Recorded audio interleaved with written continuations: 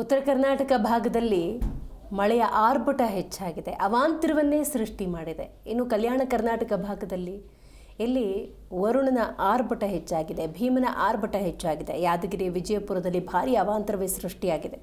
ನೋಡಿ, ಭೀಮನ ಅಬ್ಬರ ಎಷ್ಟರ ಮಟ್ಟಿಗಿದೆ ಅನ್ನೋದನ್ನು ನೀವು ಈ ದೃಶ್ಯದಲ್ಲಿ ಗಮನಿಸಬಹುದು.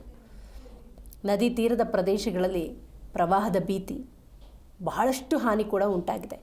ಉತ್ತರ ಕರ್ನಾಟಕ ಭಾಗದಲ್ಲಿ ಮಳೆ ಅವಾಂತರವನ್ನು ಸೃಷ್ಟಿ ಮಾಡಿದೆ. ಬಹಳಷ್ಟು ಪ್ರದೇಶಗಳು ಹಾನಿಗೊಳಗಾಗಿದೆ. ನೋಡಿ, ಆ ಊರಿನೊಳಗೆ ನೀರು ನುಗ್ಗಿರುವುದನ್ನು ಈ ದೃಶ್ಯದಲ್ಲಿ ಗಮನಿಸಬಹುದು. ಬದುಕೋದು ಅಸಾಧ್ಯ. ಕಾಳಜಿ ಕೇಂದ್ರಗಳಿಗೆ ರವಾನೆ ಜನರನ್ನು ಮಾಡಲಾಗಿದೆ. ಬಟ್ ಬದುಕನ್ನು ಕಟ್ಟಿಕೊಳ್ಳೋದು ಹೇಗೆ? ಇದು ಸದ್ಯದ ಪರಿಸ್ಥಿತಿ. ನೆರೆಪೀಡಿತ ಪ್ರದೇಶಗಳ ವೀಕ್ಷಣೆಯನ್ನು ಮುಖ್ಯಮಂತ್ರಿ ಸಿದ್ದರಾಮಯ್ಯನವರು ಮಾಡ್ತಾರೆ.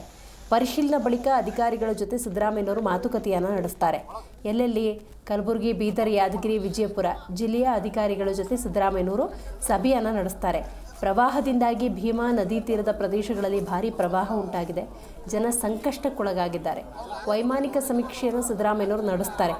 ಈಗಷ್ಟೇ ವಿಜಯೇಂದ್ರ ಅವರು ಕೂಡ, ಮುಖ್ಯಮಂತ್ರಿ ಸಿದ್ದರಾಮಯ್ಯನವರು ಇದಕ್ಕೆ ಸಂಬಂಧಪಟ್ಟಂತೆ ನೆರೆ ಹಾವಳಿ ಪ್ರದೇಶಗಳಿಗೆ ಭೇಟಿ ನೀಡಲು ಕಲಬುರಗಿಗೆ ಆಗಮಿಸ್ತಿರೋದ್ರಿಂದಾಗಿ ಮೊದಲೇ ಭಾಗಕ್ಕೆ ಪರಿಹಾರವನ್ನು ಘೋಷಣೆ ಮಾಡಲಿ ಅಂಥೇಳಿ ವಿಜಯೇಂದ್ರ ಒತ್ತಾಯಿಸಿದ್ದಾರೆ.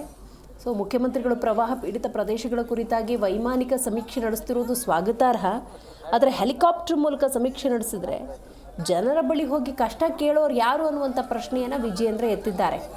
ಸೊ ಅದಕ್ಕೀಗ ಶರಣಪ್ರಕಾಶ್ ಪಾಟೀಲ್ ಕೂಡ ಉತ್ತರ ಕೊಟ್ಟಿದ್ದಾರೆ, ನೀವು ಗಮನಿಸಿದ್ರಿ. ಸೊ ಇದೆಲ್ಲವನ್ನು ಗಮನಿಸಿ ಒಂದು ವೈಮಾನಿಕ ಸಮೀಕ್ಷೆ, ನಂತರ ಅಧಿಕಾರಿಗಳ ಜೊತೆ, ನಂತರ ಪರಿಹಾರದ ಬಗ್ಗೆ ಸರ್ಕಾರ ನಿರ್ಧಾರ ತೆಗೆದುಕೊಳ್ಳಲಿದೆ.